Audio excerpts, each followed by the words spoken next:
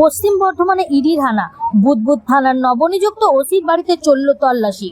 মঙ্গলবার সকাল হতেই পশ্চিম বর্ধমান জেলা জুড়ে চাঞ্চল্য ছড়ালো কেন্দ্রীয় তদন্তকারী সংস্থা এনফোর্সমেন্ট ডিরেক্টরের অভিযানে।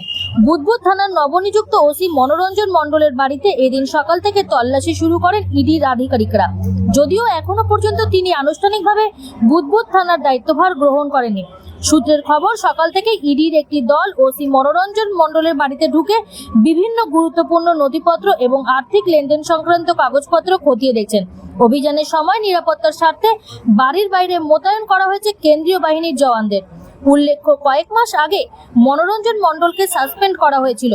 পরে তাকে আসানসোল দুর্গাপুর পুলিশ কমিশনারেটের স্পেশাল ব্রাঞ্চে দায়িত্ব দেওয়া হয় এবং সেখান থেকে সম্প্রতি তাকে বুদবুদ থানার ওসি হিসাবে নিয়োগ করা হয়।